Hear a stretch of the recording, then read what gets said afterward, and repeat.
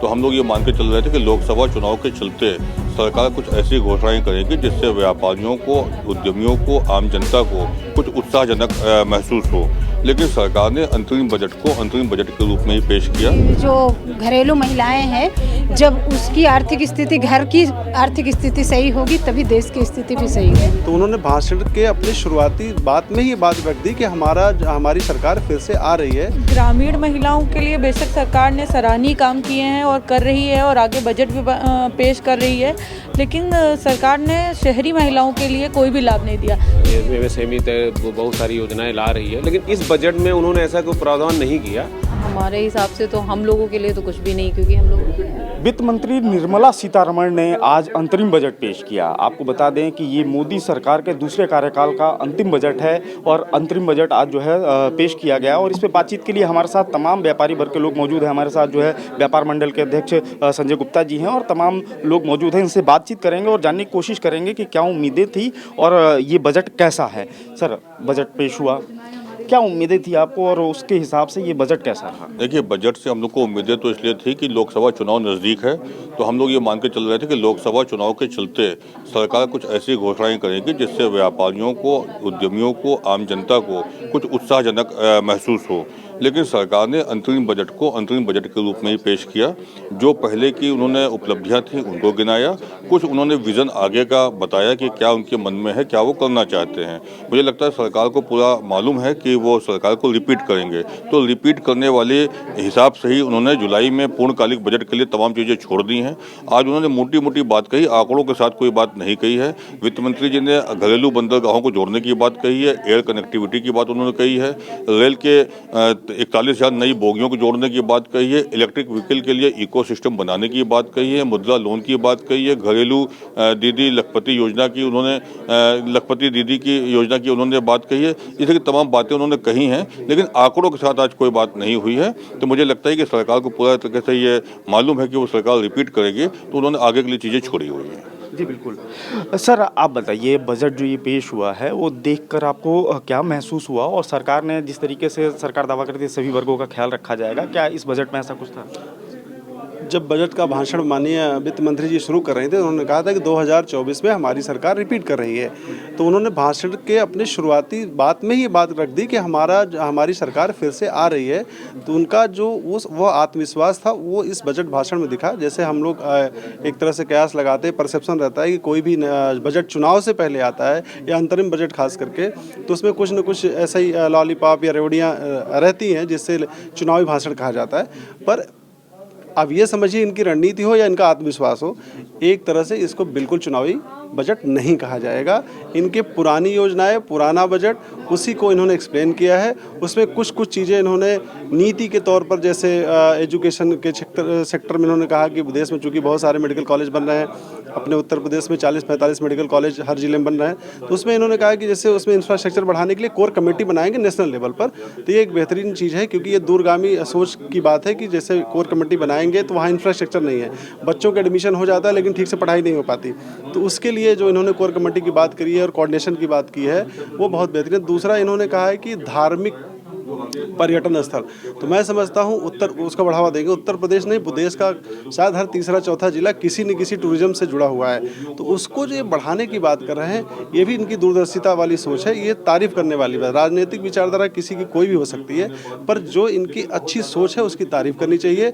गलत में क्या है, अब ये हम लोग तो बैठ कर के ये सोचते हैं कि चलिए ये नहीं किया वो नहीं किया, लेकिन जो इनकम टैक्स की दरें हैं और जो जीएसटी, जो हम लोग जिससे प्रभावित रहते हैं, आम आदमी प्रभावित रहता है, तो जीएसटी की दरें, जैसे वन नेशन वन टैक्स की कल्पना थी, मूल भावना थी, आज भी 4 तरह के टैक्स की व्यवस्था है उसमें।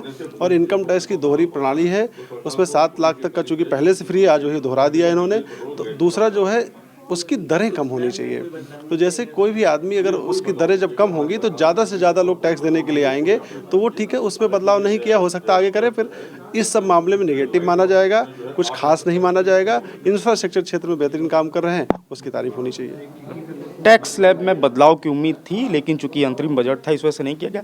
आपको क्या लगता है कि युवाओं को फोकस करने की बात की गई थी, तो युवा उद्यमियों के लिए इस बजट में क्या कुछ खास दिखा? देखिए, सरकार युवाओं के लिए फोकस कर रही है और स्टार्टअप इंडिया और MSME तक बहुत सारी योजनाएं ला रही है, लेकिन इस बजट में उन्होंने ऐसा कोई प्रावधान नहीं किया जिससे वो स्टार्टअप पे या नए उद्योग पे या युवाओं को खेल पे या उनकी शिक्षा व्यवस्था पे ऐसा कोई उन्होंने बजट में, अंतरिम बजट में कुछ ऐसा नहीं किया। केवल जो चीज़ें हैं उसको डैश डैश करके आगे बढ़ा दिया है कि अगले वाला जो शायद जुलाई तक इंतजार करना पड़ेगा, हो सकता है सरकार कुछ युवाओं के लिए करे। जी बिल्कुल। महिलाओं के लिए भी बात की जा रही थी। जब वित्त मंत्री ने भाषण पढ़ना शुरू किया तो सबसे पहले महिला और युवाओं की ही बात की गई और किसानों की बात की गई, उनको सशक्त बनाने की। आप चूँकि महिला हैं, व्यापार से जुड़ी हुई हैं, तो आपको क्या लगता है कि महिलाओं के लिए क्या कुछ खास करना चाहिए सरकार ने, जो इस बजट में होना चाहिए था, है या नहीं है आपके हिसाब से? ग्रामीण महिलाओं के लिए बेशक सरकार ने सराहनीय काम किए हैं और कर रही है और आगे बजट भी पेश कर रही है, लेकिन सरकार ने शहरी महिलाओं के लिए कोई भी लाभ नहीं दिया, क्योंकि हम तो बिजनेस वुमेन भी हैं और एक हम हाउसवाइफ भी हैं। तो हाउसवाइफ के नाते भी जैसे ना तो इलेक्ट्रिसिटी में कोई छूट मिली है, ना तो गैस सिलेंडर आपका कम हुआ है, और अगर बिजनेस की बात करें तो GST में, इनकम टैक्स में, इससे रिलेटेड कोई भी चीज़ों का जिक्र इस बजट में पेश नहीं हुआ है, जो कि हम काफ़ी उम्मीद से थे कि 2024 का बजट है, काफ़ी उत्साहित थे कि इसमें हमें काफ़ी कुछ नया मिलेगा, छूट मिलेगी, लेकिन ऐसा कुछ भी नहीं हुआ। बिल्कुल, जैसे इन्होंने कहा कि ये बिजनेस वुमेन के साथ साथ गृहिणी भी हैं और आप भी गृहिणी हैं। गृहिणियों के लिए चूँकि जो है तमाम चीज़ें हैं, जैसे गैस के दाम हो सकते थे, वो कम हो सकते थे, और तमाम वो चीज़ें हैं जो घरेलू खाद्यान्न है उसके लिए भी इस बजट में क्या आपको लगता है कुछ प्रावधान किया जाना चाहिए?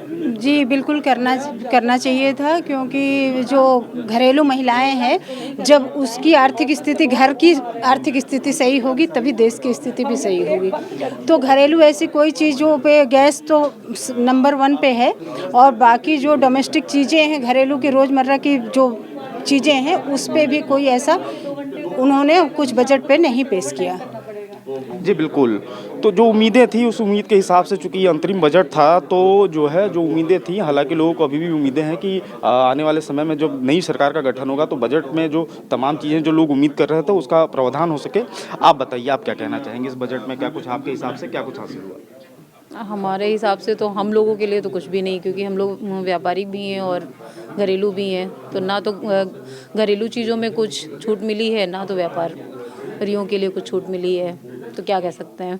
क्या क्या उम्मीदें थी कि क्या क्या इस बजट में आ सकता है? जैसे लोग परसेप्शन नहीं लगाते कि मतलब इस बजट में ऐसा हो सकता था, तो आप चूँकि व्यापारी हैं तो आपको क्या उम्मीदें थी? सबसे मेन तो उम्मीद थी कि GST में कुछ छूट मिलेगी, और ज़्यादातर तो व्यापारी लोन लेके ही चलाते हैं अपना व्यापार, तो ना तो सब्सिडी में कुछ ऐसा मिल रहा है हमें, तो जिस वजह से हम तो बिल्कुल असंतुष्ट हैं, कुछ नहीं मिला है हमें।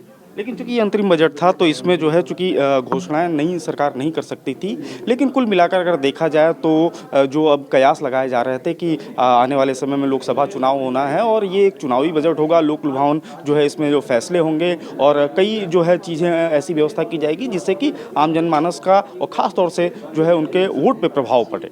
लेकिन कुल मिलाकर देखा जाए तो ये अंतरिम बजट की तरह ही निर्मला सीतारमण ने ये बजट पेश किया है, और हो सकता है कि जब नई सरकार का गठन हो उसके बाद जो लोगों को उम्मीदें हैं उसको सरकार पूरा करे। कैमरा पर्सन आशीष वर्मा के साथ मार्तन सिंह, डेली लाइन, लखनऊ।